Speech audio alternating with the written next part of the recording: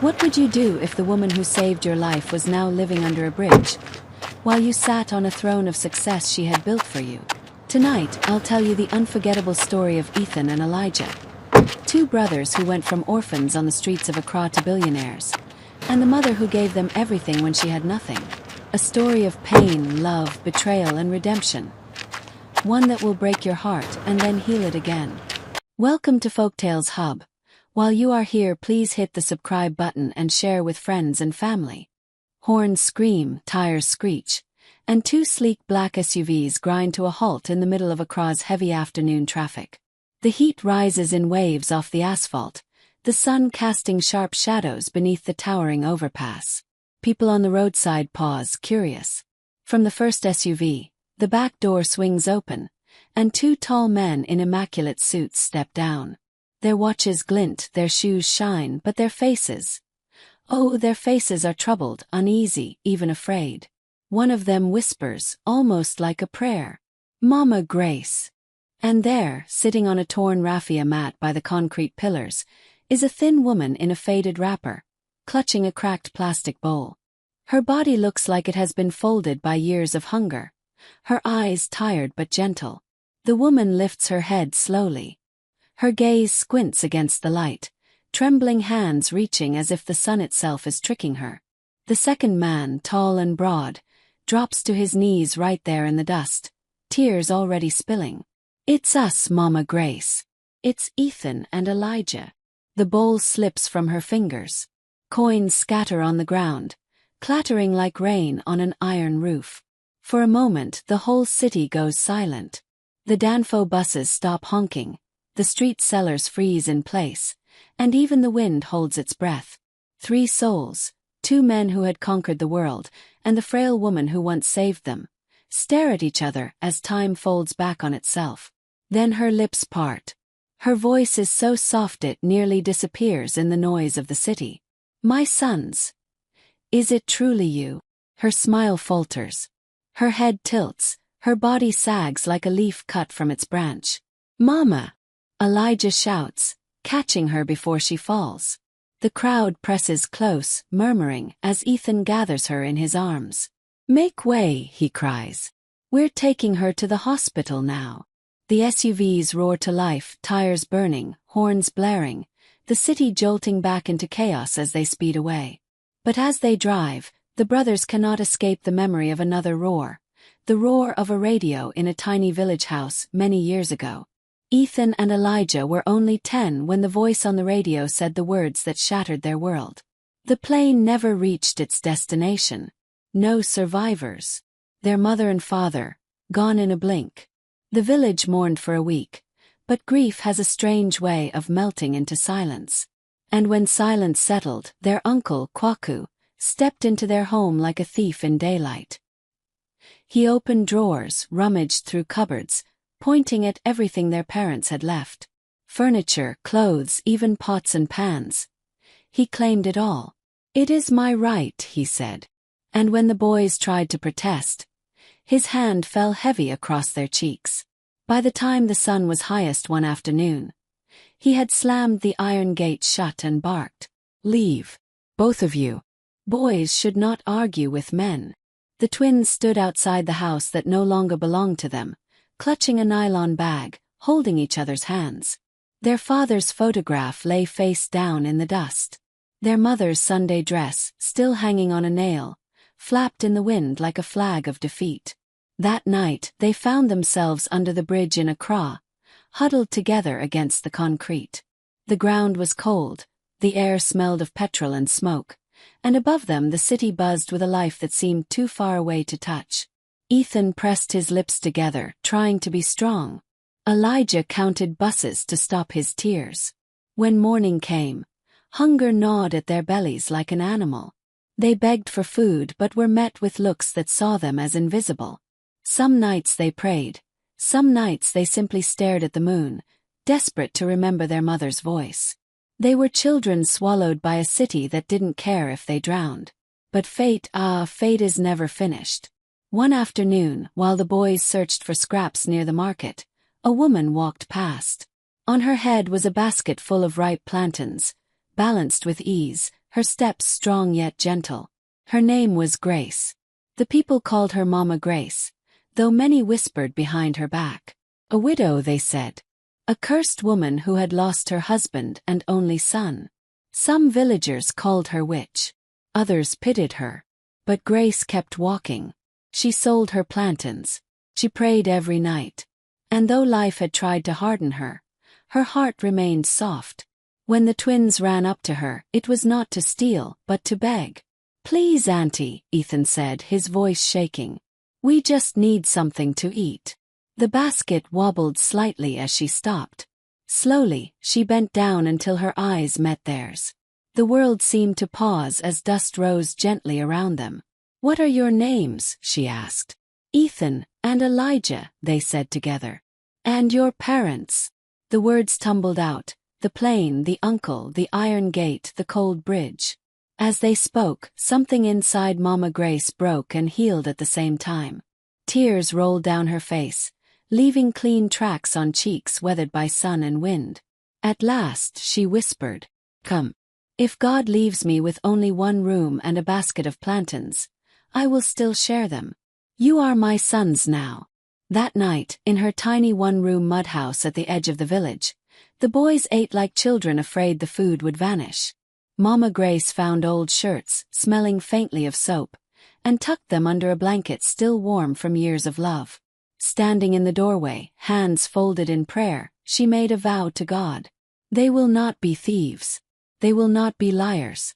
My house is small but my heart is big. These are my sons." And in that moment, Ethan and Elijah, once abandoned under the bridge, found a mother, not by blood but by grace. Morning after morning, the small mud house on the edge of Accra stirred to life with the same routine. Before the rooster crowed, Mama Grace was already awake, peeling plantains, sweeping the compound, and whispering prayers into the dawn. Ethan and Elijah followed her rhythm. They fetched water, swept the yard, and carried baskets with her to the roadside market before school. There, the boys balanced trays of plantains on their heads, calling out to passers-by, "Sweet plantain!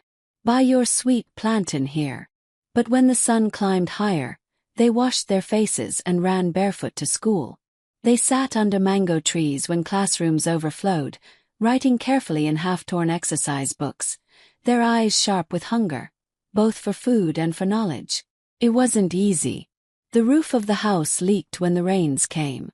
Some nights there was only gari and water for dinner.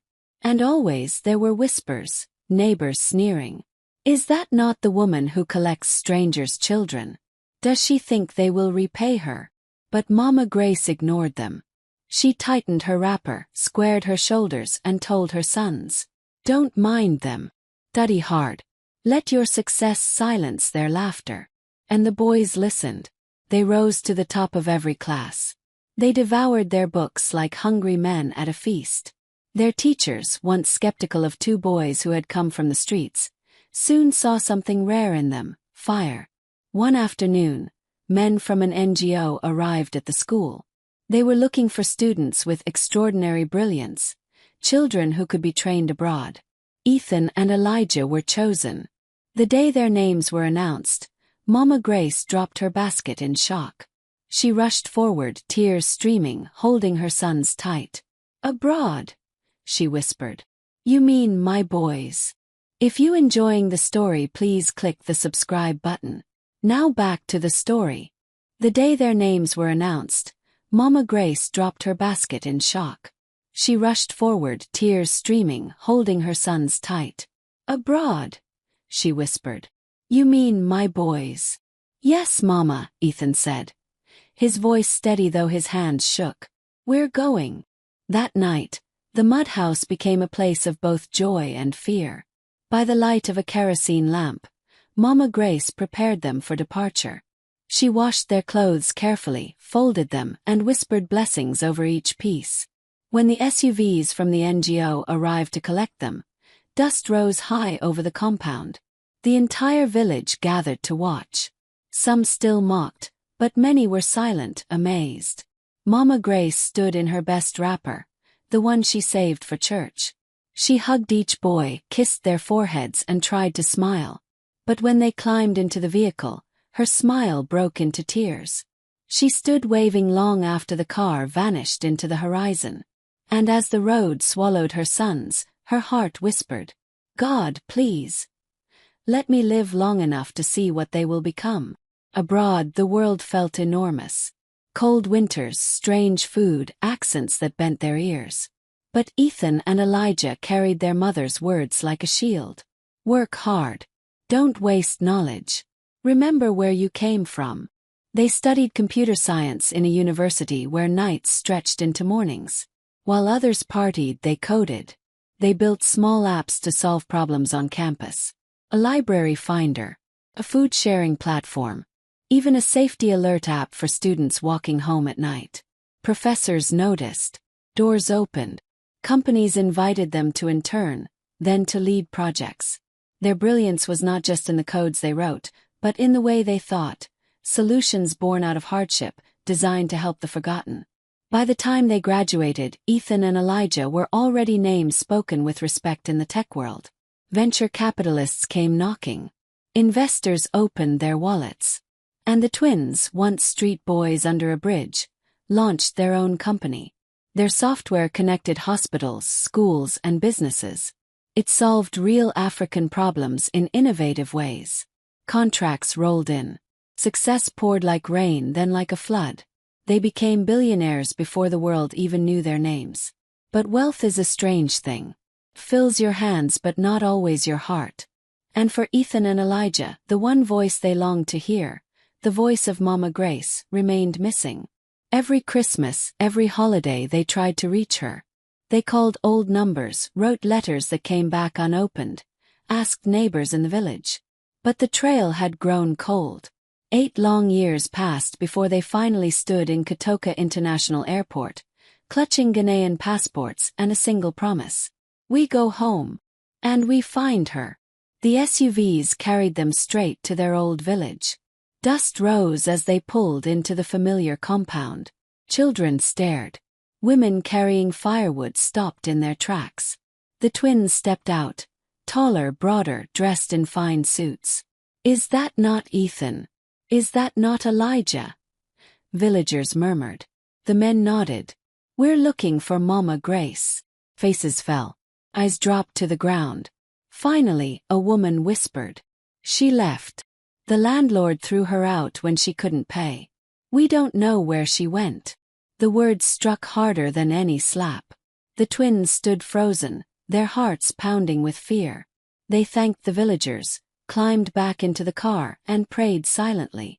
On the way back to Accra, under the blazing noon sun, Elijah suddenly shouted, "Stop the car!" There, under a highway bridge, sat a frail woman with a torn wrapper, clutching a small bowl. At first she was only a shadow, but as they reversed, dust curling around the tires, they saw her face. Wrinkled, weak, yet unmistakable. "Mama Grace," Ethan whispered. Her eyes widened. She tried to stand, but her knees buckled. Swayed. Elijah lunged forward, catching her as she fell. "Mama. It's us, Ethan and Elijah." Her lips trembled. For a heartbeat, joy filled her eyes. But then her head fell back, her breath barely a thread. The bowl slipped from her hand, spinning on the ground as coins rattled out. "Drive!" Ethan shouted, holding her tightly. "To the hospital. Now!" The SUVs tore through traffic, horns blaring, sirens wailing as the city roared around them. In the back seat, the twins clutched Mama Grace, whispering desperately, "Stay with us, Mama. Please. Not now. Not when we've found you." The hospital smelled of antiseptic and quiet fear. Ethan paced the corridor while Elijah stood at the window, fists clenched. Inside the emergency room, doctors fought to stabilize Mama Grace. For hours time slowed. Every second felt like a knife edge. But at last the door creaked open. A nurse stepped out, smiling faintly. "She's stable for now. You can see her." The twins rushed inside. There she lay, her frame thin and fragile, tubes running across her hands. But her eyes were awake. She blinked at them, her lips trembling into a smile. My boys. Ethan dropped to his knees beside the bed, taking her hand. Elijah leaned in close, tears rolling unchecked. Mama, it's us. We came back for you. We'll never leave you again. Her palm, rough from years of labor, brushed across their cheeks. I knew you would return. A mother's heart never doubts. They cried openly like children in that sterile room. It wasn't shameful. It was sacred. Tears that washed away years of separation, pain, and unanswered prayers. Within days they discharged her. But this time not back to the streets. A convoy of black SUVs carried her straight to the mansion the twins had built in East Legon, a white marble home with wide gardens and shining fountains. As she stepped out, bewildered, the gates opened. Housekeepers bowed, staff lined the driveway.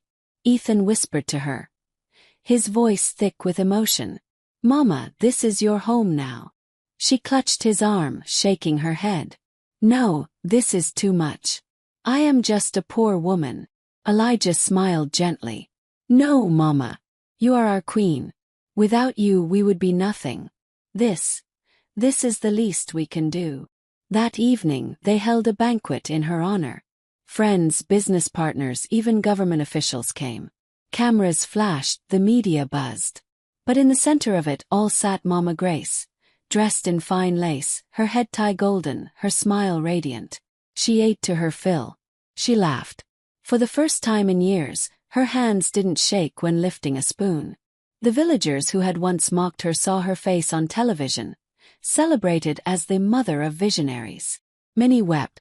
Some whispered apologies to the wind. But Mama Grace, sitting in her golden chair, only whispered thanks to God. Time passed, and the twins' lives blossomed. Ethan married a Ghanaian lawyer, Elijah a Nigerian doctor. The weddings were grand. Cultural dances, music that shook the earth, fireworks painting the night sky. And in every photograph, Mama Grace stood proudly between them, her frail frame held high with dignity. Soon grandchildren followed. Boys with their father's sharp eyes, girls with their mother's bright smiles. One afternoon, Mama Grace sat on a wide veranda, rocking in a chair as the children played around her. They ran circles, laughing, their small hands tugging at her wrapper. Nana, tell us a story, they begged. And she did. She told them of a time when two boys slept under a bridge, when they had no shoes, no food, no hope. She told them how love, not wealth, not power, not luck, lifted them out of the dirt. Her voice cracked, but her eyes shone. Remember this, my children. Kindness can change destiny. The twins stood silently in the doorway, watching. Their eyes met, and they nodded. This moment was worth every sleepless night, every line of code, every battle fought. Years rolled by. Mama Grace grew weaker, her steps slower. Her laughter was softer now, her hands more fragile. But her joy never dimmed. One night, after a family dinner, she asked to be helped into bed. Ethan and Elijah tucked her in like children returning the favor. She held their hands, looking from one to the other. My sons, she whispered. I am ready to go. No, Mama, Elijah said quickly, his throat tight. Don't say that. But she only smiled, the way mothers do when they know something their children cannot. I asked God for one thing, to live long enough to see your glory, to hold your children. He has answered. My work is finished. She pulled their hands close to her chest. Promise me you will love each other. Promise me you will keep giving, keep lifting others. Don't let pride blind you. They nodded, their tears spilling freely. We promise, Mama. That night she slipped away in her sleep, peaceful, smiling. Her funeral shook the nation. Thousands came. Politicians, celebrities, villagers, and strangers. All gathered to honor the woman who had raised greatness from nothing. They buried her in a mausoleum built in her hometown, her grave carved with golden letters. Mama Grace, Mother of Kings. Her love built an empire. Ethan and Elijah stood together, hand in hand, as the coffin was lowered. Their eyes were red, but their hearts were steady. She gave us everything, Ethan said softly. We'll spend the rest of our lives giving it back to the world, Elijah replied. And they did. Skytech expanded into schools, hospitals, and orphanages. They built homes for the homeless, scholarships for the poor, and shelters for children living on the streets, just as they once had. And in every speech, every interview, every success story, the twins spoke her name, Mama Grace, because true legacy is not in wealth. It is in love. And the world would never forget the woman who turned orphans into kings.